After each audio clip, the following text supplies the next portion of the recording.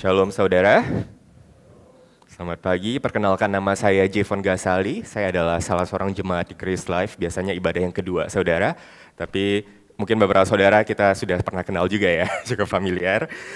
Saya bersyukur bisa melayani pemberitaan firman Tuhan di Grace Life hari ini saudara. Saudara, mari kita buka Alkitab kita di Matius 28 ayat 16 sampai 20. Matius 28 ayat 16 sampai 20. Perikop ini berbicara tentang amanat agung, saudara. Sebuah perintah yang sangat familiar, sering kita dengar, kita anggap sebagai sebuah amanat, dan kita anggap agung. Namun sudahkah hati kita benar-benar meresapi dan menghidupi firman Tuhan ini? Mari kita baca ayatnya, saudara, lalu kita berdoa. Saya akan bacakan dari Matius 28 ayat 16 sampai 20. Dan ke-11 murid itu berangkat ke Galilea, ke bukit yang telah ditunjukkan Yesus kepada mereka. Ketika melihat dia, mereka menyembahnya. Tetapi beberapa orang ragu-ragu. Yesus mendekati mereka dan berkata, "Kepadaku telah diberikan segala kuasa di sorga dan di bumi. Karena itu pergilah, jadikanlah semua bangsa muridku, dan baptislah mereka dalam nama Bapa dan Anak dan Roh Kudus. Dan ajarlah mereka melakukan segala sesuatu yang telah kuperintahkan kepadamu.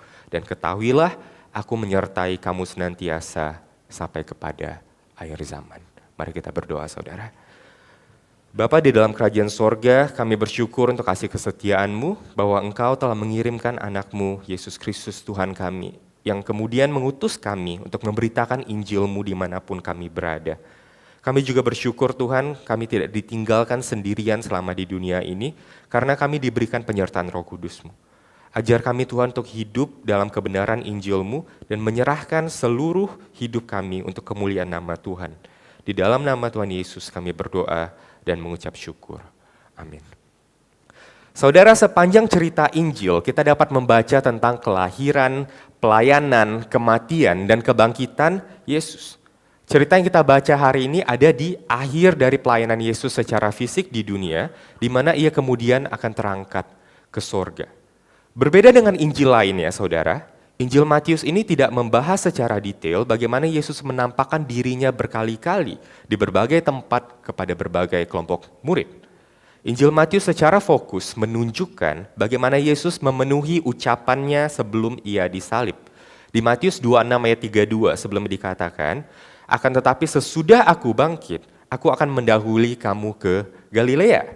Di Matius 28 ayat 16 ini kita melihat episode di mana para murid berangkat ke Galilea, ke bukit yang telah ditunjukkan Yesus kepada mereka. Entah bukit ini adalah satu tempat yang familiar yang mereka biasa bertemu dengan Yesus waktu bersama-sama dengan Yesus sebelumnya, ataukah ini satu tempat yang Tuhan Yesus tunjukkan ketika ia menampakkan dirinya berkali-kali kepada murid, kita tidak tahu saudara. Tapi yang kita tahu 11 murid Yesus, tidak termasuk Yudas yang sudah mati gantung diri, berangkat ke Galilea dan menemui Yesus di atas gunung. Dan apa yang terjadi di sini saudara? Di ayat 17 kita baca, ketika para murid ini melihat Yesus, mereka menyembah Yesus. Ini tentunya adalah sebuah sikap yang baru. Mereka yang dahulu menganggap Yesus mungkin hanya sebagai guru atau rabi, tapi kini menyembah Yesus sebagai Tuhan. Tapi di sini juga dikatakan kita melihat beberapa dari mereka ragu-ragu. Apakah mungkin karena mereka merasa overwhelmed dengan pengalaman yang luar biasa ini saudara? Ataukah mungkin beberapa dari mereka mungkin merasa tidak layak untuk datang kepada Yesus dan menyembah Dia. Kenapa? Karena mereka sudah menyangkal Yesus, meninggalkan Yesus, bahkan meragukan kebangkitan Yesus ketika Yesus sudah menampakkan diri kepada mereka. Namun bisa kita lihat apa yang Yesus lakukan kepada mereka. Bagaimana sikap Yesus kepada para murid yang ragu-ragu ini? Bagaimana Yesus merespon saudara? Di ayat 18 dikatakan Yesus mendekati mereka dan berkata, "Kepadaku telah diberikan segala kuasa di sorga dan di bumi. Karena itu pergilah jadikanlah semua bangsa muridku dan ketahuilah aku menyertai kamu senantiasa sampai kepada akhir zaman." Kepada murid yang pernah meninggalkan Dia, menyangkal Dia, meragukan kebangkitannya, Yesus bukan yang mengungkit-ungkit, guilt trip, gaslight saudara, tapi Yesus malah mendekati mereka dan mengutus para murid yang sebenarnya tidak bisa dipercaya ini saudara. Para murid yang sesungguhnya tidak layak diberikan perintah untuk pergi dan menjadikan semua bangsa murid Kristus yang kita kenal sebagai amanat agung. Saudara, amanat agung ini memang diterima secara umum oleh kebanyakan gereja hari-hari ini. Tapi ini pun tidak tanpa perdebatan, saudara. Isu utamanya adalah apakah amanat agung ini berlaku hanya untuk para rasul saja, untuk para misionaris saja, ataukah untuk semua orang Kristen? Apakah amanat agung ini berlaku untuk kita hari-hari ini? Jawabannya bisa iya, bisa tidak, saudara, tergantung konteksnya seperti apa. Nah, ini akan kita unpack terlebih dahulu. Pertama, secara konteks, amanat agung memang diberikan kepada ke-11 rasul, bukan kepada semua murid. Namun jika kita lihat ayat-ayat berikutnya, tugas memberitakan Injil ke semua bangsa ini tidak mungkin hanya diselesaikan oleh ke-11 rasul pada masa hidupnya yang singkat. Selain itu, janji yang Kristus berikan pada amanat agung adalah ia akan menyertai para murid sampai kepada akhir zaman. Yesus berkata semua bangsa hingga akhir zaman. Dengan demikian, walaupun secara konteks amanat agung ini diberikan kepada ke-11 rasul, perintah dan janji ini berlaku dan dilanjutkan ke semua murid Kristus di semua abad dan zaman hingga sekarang termasuk kepada kita. Kedua, pertanyaannya lalu murid Kristus yang mana? Siapa murid Kristus itu, saudara? Yang harus melanjutkan amanat agung yang Kristus berikan. Apakah semua orang Kristen dipanggil untuk pergi menjadi misionaris ke bangsa-bangsa yang belum mengenal Allah? Jika iya, bukankah harusnya ada yang stay juga gitu, saudara, yang menggembalakan, yang melayani gitu, saudara ya? Jika iya, mengapa pola dan perintah ini tidak terlihat secara jelas dan langsung di ayat-ayat di Perjanjian Baru? Ayat-ayat Perjanjian Baru kebanyakan berfokus kepada bagian pemuritan. Saudara, mari kita kualifikasi apa yang iya dan apa yang tidak dalam isu ini. Di satu sisi kita harus melihat bahwa amanat agung ini adalah tugas yang diemban dan dilanjutkan oleh gereja Tuhan, dimanapun gereja itu berada. Siapa itu gereja Tuhan? Kita semua adalah gereja Tuhan, saudara. Tapi saudara, di sini kita juga lihat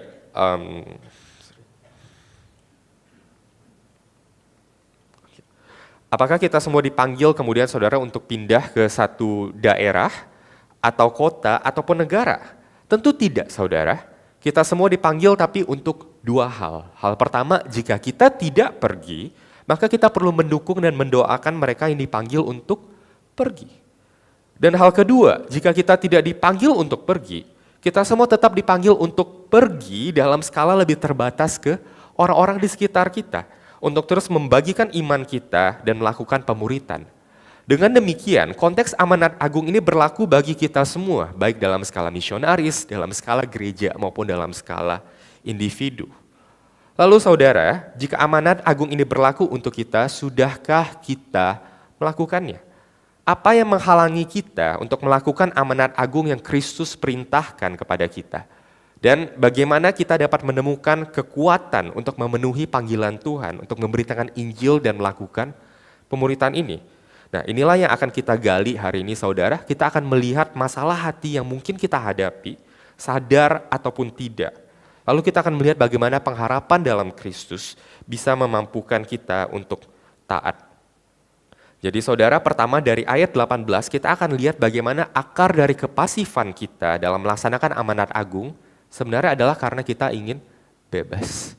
Kita memberhalakan kebebasan dalam hidup kita nggak mau diatur sama firman Tuhan, makanya kita pasif dalam hal ini.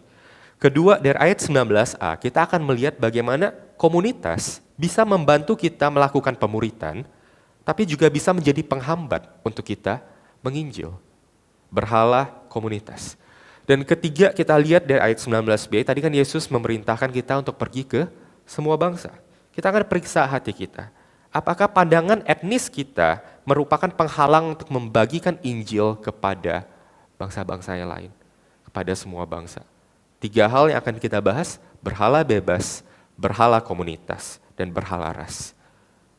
Saudara, dan di akhir kita akan melihat bagaimana Yesus mengubah semuanya ini.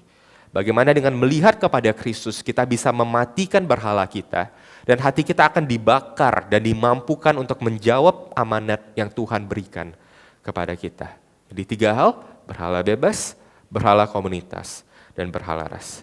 Yang pertama adalah berhala bebas. Saudara, perkataan Yesus di amanat agung ini dimulai dengan sebuah klaim mengenai kuasa atau otoritas Yesus. Dengan demikian, amanat agung bukanlah hanya sebuah anjuran ataupun rekomendasi. Amanat agung adalah sebuah perintah yang secara tegas didasarkan pada kuasa di atas segala kuasa. Kuasa Yesus sendiri, otoritas Yesus sendiri. Dengan demikian saudara, ketika kita menolak untuk melaksanakan amanat agung, yang kita sedang tolak bukan hanya amanatnya. Yang sedang kita tolak adalah kuasa atau otoritas dari si pemberi amanat tersebut, Kristus sendiri. Sekali lagi, ketika kita menolak untuk melakukan amanat agung, yang kita tolak bukan hanya perintahnya, yang kita tolak adalah pemberi perintah tersebut. Karena perintah itu didasarkan secara tegas pada kuasa Yesus sendiri. Tanpa kita sadar, bagaimana kita melihat dan merespon kepada amanat agung ini adalah sebuah indikator hati. Di mana kita saat ini berada, saudara. Apakah kita menerima otoritas Kristus dalam hidup kita, ataukah kita lebih memilih bebas melakukan segala sesuatu apapun kita mau, tanpa ada otoritas di atas kita. Namun mengapa hal ini bisa terjadi, saudara? Mengapa kita ingin bebas? Mengapa kita membenci otoritas? Pertama saudara, dari zaman Adam dan Hawa, nenek moyang kita sudah lihat betapa hati manusia itu sangat ingin bebas. Ketika ular mencobai Hawa, apa yang ular katakan mengenai buah terlarang itu saudara? Tetapi ular berkata kepada perempuan itu, sekali-kali kamu tidak akan mati. Tetapi Allah mengetahui bahwa pada waktu kamu memakannya, matamu akan terbuka dan kamu akan menjadi seperti Allah, tahu tentang yang baik dan yang jahat. Ada dua hal di sini saudara. Pertama, Hawa bisa bebas dan menjadi setara dengan Allah. Hawa tidak perlu terbelenggu oleh aturan ini lagi. Hawa bisa menjadi Allah atas hidupnya sendiri.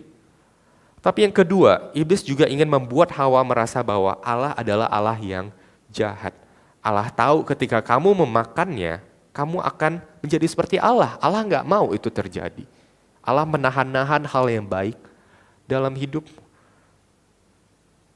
Tanpa kita sadar, ini juga adalah cerita yang terjadi di era pasca modern sekarang, saudara. Di zaman sekarang, kata kekuasaan atau otoritas dilihat secara negatif. Semua bentuk otoritas atau institusi itu sedang diserang, baik keluarga, sekolah, gereja, pengadilan, pemerintahan. Semua bentuk otoritas sedang diserang, saudara.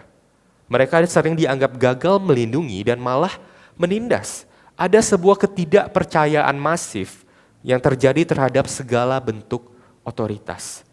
Hal ini tentu berasal dari berbagai bentuk kecewaan yang berlarut-larut tentang bagaimana otoritas manusia dimanapun itu sama-sama tidak bisa memenuhi apa yang kita harapkan, saudara.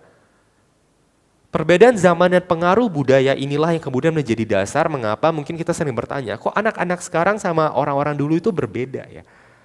Kayaknya orang-orang dulu itu masih mau taat norma, taat hukum. Kenapa? Karena orang-orang dulu masih punya kepercayaan setidaknya pada otoritas.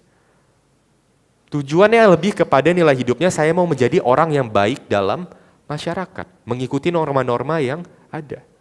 Anak sekarang, akibat ketidakpercayaan masif kepada otoritas yang menindas mereka, mereka merasa apa?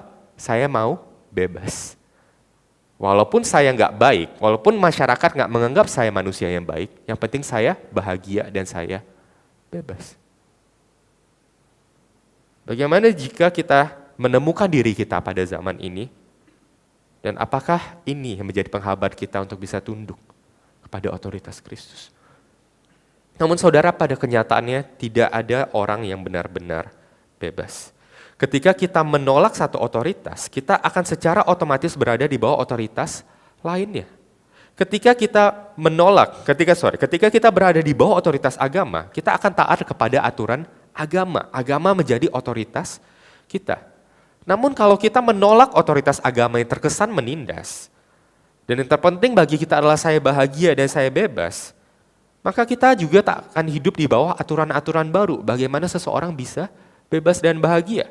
Apakah itu letting go of toxic friends, belajar hidupin positive emotions, ataupun berusaha mengabaikan apa kata orang, itu pun semua aturan, saudara. Dan kita hidup lewat aturan itu. Sehingga saudara, pertanyaannya adalah bukan Kita berusaha hidup tanpa otoritas, tapi otoritas yang mana yang kita pilih untuk hidup kita? Tidak ada manusia yang benar-benar bebas, otoritas akan selalu ada. Karena demikianlah manusia itu dirancang, saudara. Otoritas diciptakan Tuhan sebagai gambaran untuk hubungan antara manusia dengan Sang Pencipta. Otoritas sudah ada dari sananya dan otoritas akan selalu ada. Sehingga yang kita butuhkan bukanlah mengejar hidup bebas tanpa cengkraman otoritas. Yang kita butuhkan adalah otoritas yang baik dalam hidup kita.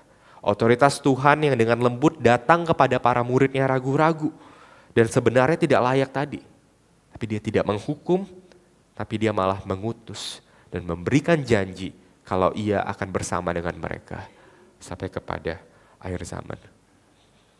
Di ayat 19 sampai 20 tadi sudah dikatakan saudara kalau kita harus pergi dan menjadikan semua bangsa murid Kristus.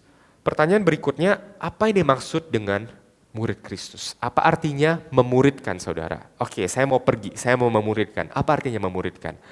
Di dalam teks bahasa Inggris ini saudara, untuk ayat yang sama, kita bisa melihat sintaksis yang sedikit berbeda dari bahasa Indonesia, ada perubahan grammar yang terjadi. Yaitu go therefore and make disciples of all nations. Pergi dan jadikan. Itu ada dalam present tense. Tapi kemudian baptizing them, teaching them, itu ada dalam present continuous. Yang artinya dua hal ini yang menjelaskan verb sebelumnya itu make disciples. Make disciples artinya adalah membaptis mereka di atas nama Bapa, Anak, dan Roh Kudus dan juga mengajarkan kepada mereka segala sesuatu yang telah Kristus ajarkan. Nah, saudara, jadi setelah seseorang itu dibaptis, maka dia menerima pengajaran tentang bagaimana Kristus hidup, bagaimana Kristus menginginkan dia bisa hidup. Mengajarkan di sini dan juga berdasarkan pola pemuritan kita lihat antara Yesus dan para murid dan juga Paulus dan Timotius. Tidak dimaksudkan hanya dalam bentuk information transfer saja, saudara. Bukan cuma transfer informasi.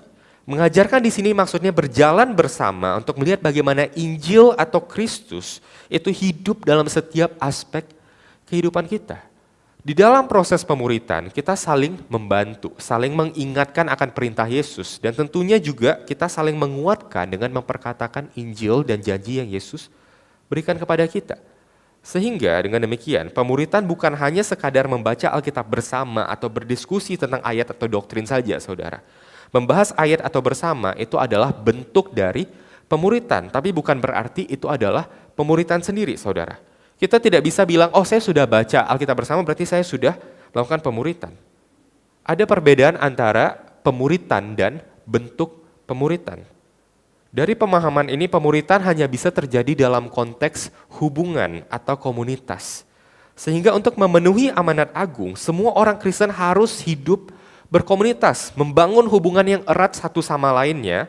Dan melalui hubungan yang erat ini saudara, manusia berdosa ketemu sama manusia berdosa. Dosanya bergesekan, ada pertobatan, ada rekonsiliasi yang terjadi, ada perubahan karakter yang terjadi. Sehingga menjadi semakin lama, semakin serupa dengan Kristus. Begitulah proses pemuritan, proses kita menjadi semakin serupa dengan Kristus bisa terjadi.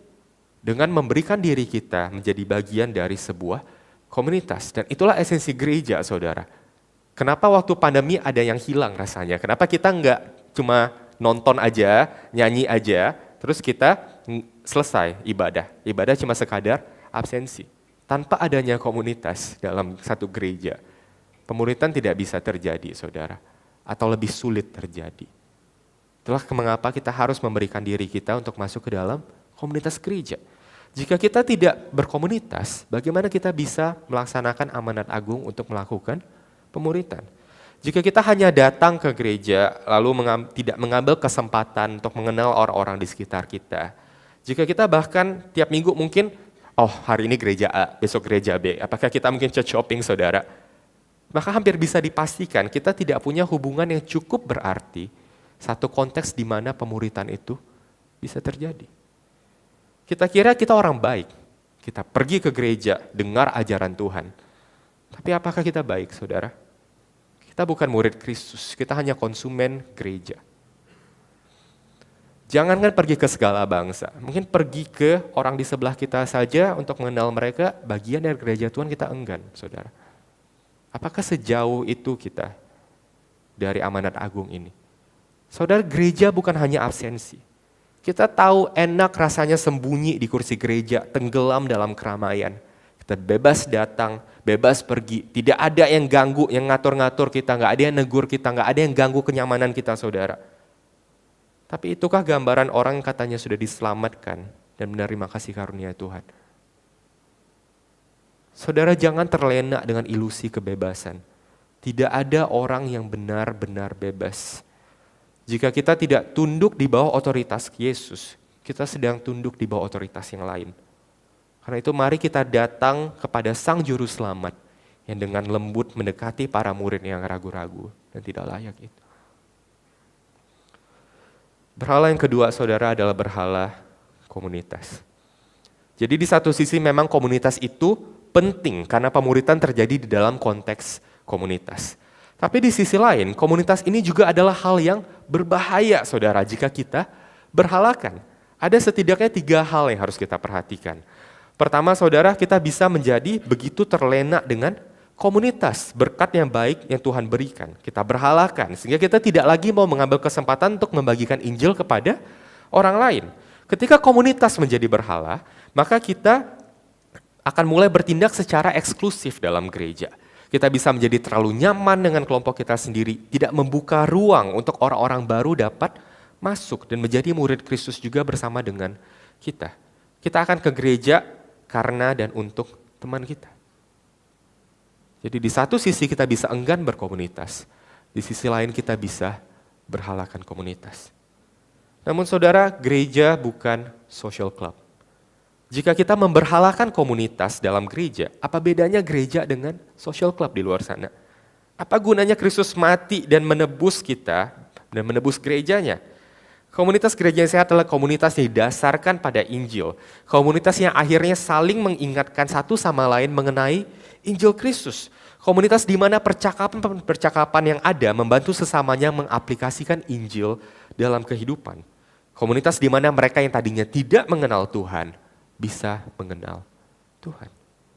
Jika kita kehilangan esensi Injil dalam komunitas gereja, maka komunitas gereja telah menjadi sebuah social club. Kedua, saudara, kita lihat kalau komunitas gereja itu, kalau kita lihat dari lensa berhala komunitas, maka amanat agung bukanlah sebuah perintah yang masuk akal. Kenapa, saudara? Ketika kita memuridkan seseorang atau ketika seseorang itu menjadi murid, maka perintah amanat agung ini kembali berlaku kepada murid tersebut. Dan murid itu harus pergi.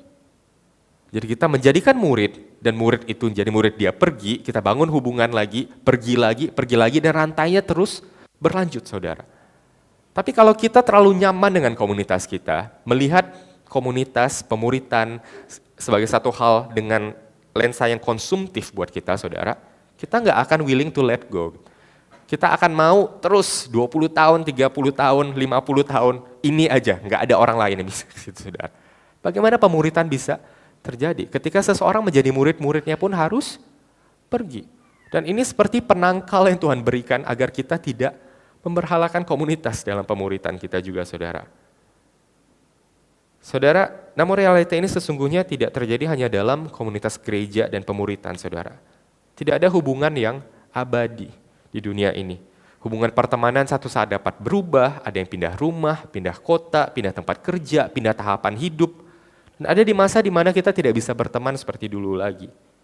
Bahkan hubungan pernikahan yang paling erat sekalipun, saudara. Satu hari salah satu pasangan akan meninggalkan dunia ini terlebih dahulu. Dan di kekekalan Tuhan berkata tidak ada kawin mengawinkan, kita akan hidup seperti malaikat, saudara.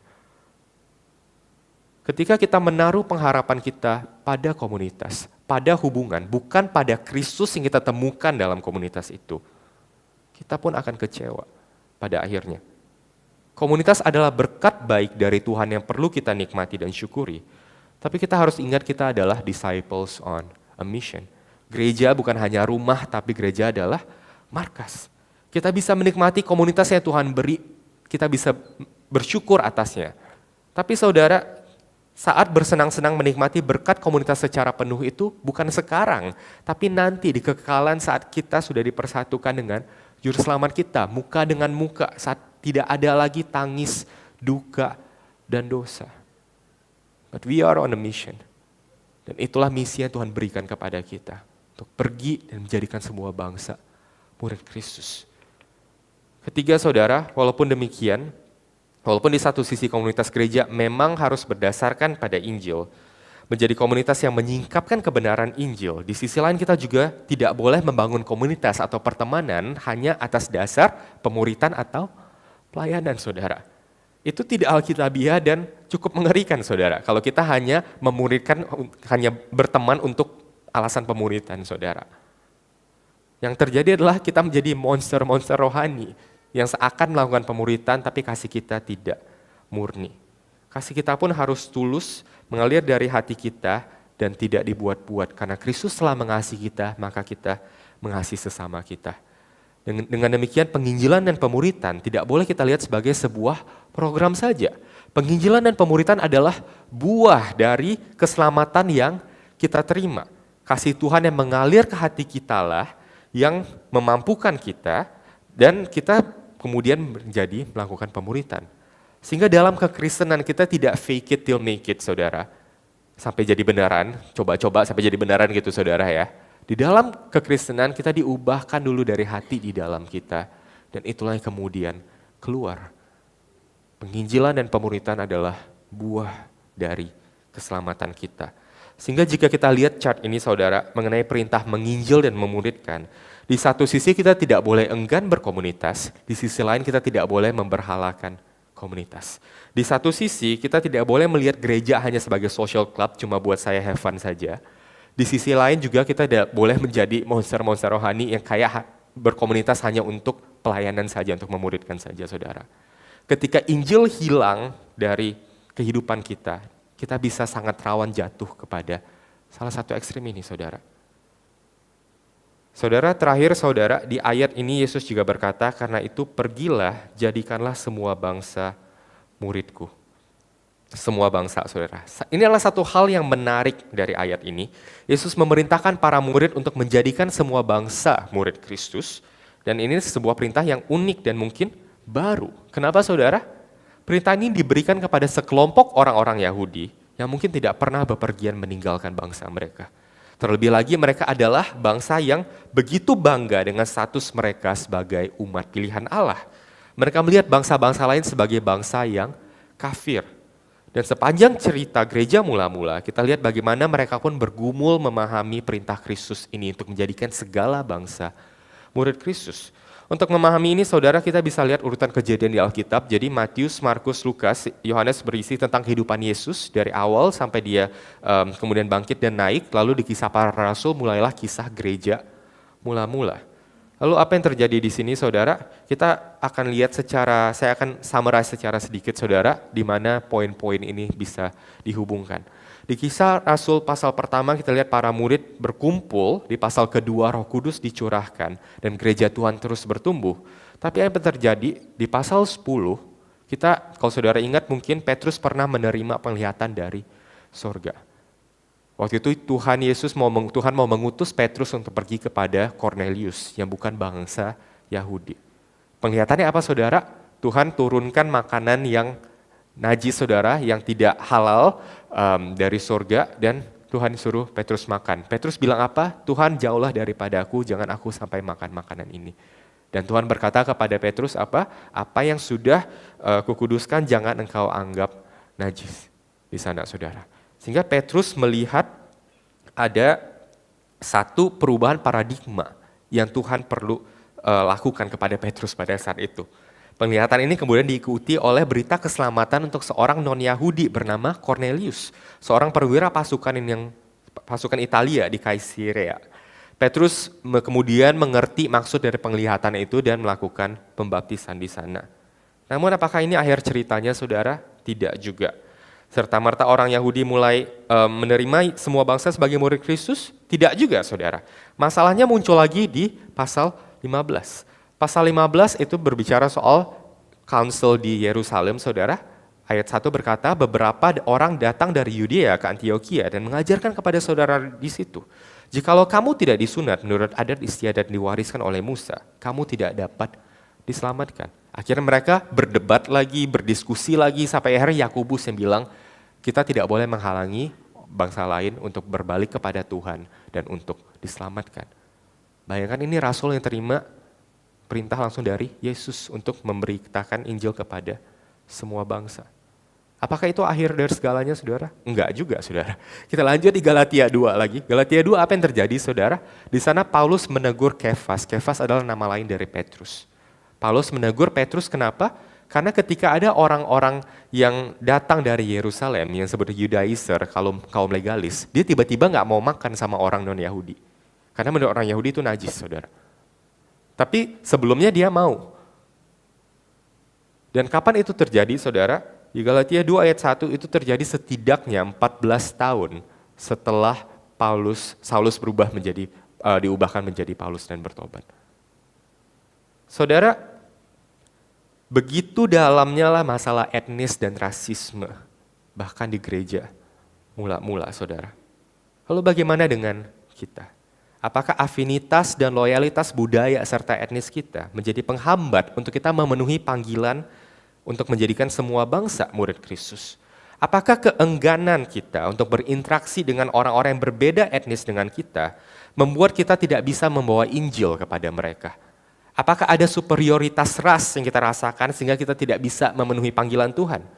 Jika iya, maka kita pun perlu bertobat, saudara. Saudara, ketika kita menjadi orang Kristen, ada identitas baru yang kita terima, yaitu identitas Injil. Sehingga mengenai permasalahan ini, pertanyaannya terdalam adalah, apakah identitas Injil kita lebih tinggi daripada identitas ras kita? Ataukah identitas ras kita lebih tinggi dari identitas Injil kita? Ada seorang dari etnis tertentu, saudara, yang pernah saya dengar bilang seperti ini. Memang berteman sama etnis kita itu nyaman. Tapi begitu ada masalah, semuanya kabur. Nggak ada yang mau bantu, nggak ada yang mau pasang badan buat kita. Coba teman-teman bukan etnis kita, setia kawan, berani pasang badan buat kita. Etnis pun pada akhirnya mengecewakan dia. Kita bisa menempatkan pengharapan kita pada hidup yang bebas. Kita bisa menempatkan pengharapan kita pada komunitas ataupun pada ras kita. Tapi mereka semua gagal, saudara. Lalu di mana pengharapan kita hari-hari ini, saudara? Jika kita tidak bisa menempatkan itu pada kebebasan, pada komunitas, pada ras kita. Di akhir ayat yang kita baca hari ini, Yesus memberikan sebuah janji. Dan ketahuilah, aku menyertai kamu senantiasa sampai kepada akhir zaman. Dan di Kisah Rasul 1 ayat 11 dikatakan, hai orang-orang Galia, mengapakah kamu berdiri melihat ke langit? Yesus ini yang terangkat ke surga, meninggalkan kamu akan datang kembali dengan cara yang sama seperti kamu lihat dia naik ke surga. Juru selamat kita Yesus Kristus naik ke surga, tapi ia berjanji akan menyertai kita sampai kepada akhir zaman. Ada Roh Kudus yang dicurahkan kepada semua orang percaya. Dan satu hari nanti ia akan berjanji kalau ia pun akan datang kembali untuk menjemput kita, saudara. Dan bagaimana janji Yesus ini mengubahkan kita dari dalam keluar dan memampukan kita untuk memenuhi amanat yang Tuhan sendiri berikan kepada kita. Sehingga beberapa pertanyaan refleksi buat kita, saudara, apakah kita masih hidup bebas atau tunduk pada otoritas Kristus? Apakah kita menghindari atau malah memberhalakan komunitas? Apakah identitas Injil kita sudah lebih tinggi daripada identitas ras kita? Dan bagaimana pengharapan akan janji penyertaan Kristus mengubahkan hati kita? Saudara, Tuhan yang mengklaim otoritas atas hidup kita adalah Tuhan yang berjanji untuk menyertai kita. Karena itu pergilah, jadikanlah semua bangsa murid Kristus. Mari kita berdoa. Bapa, kami datang menyerahkan diri di hadapan-Mu, menyadari betapa hati kami mau bebas. Kami hanya melakukan apa yang kami mau, Tuhan. Memberhalakan segala hal baik yang Tuhan sudah berikan kepada kami. Biarlah kiranya Tuhan yang mengubahkan hati kami dan kami siap untuk Kau utus, Tuhan, kemanapun Kau mau kami pergi untuk memberitakan Injil-Mu. Pakai hidup kami ya Tuhan. Dan biarlah kiranya Roh Kudus-Mu yang terus menyertai kami. Di dalam nama Tuhan Yesus Kristus kami berdoa. Amin.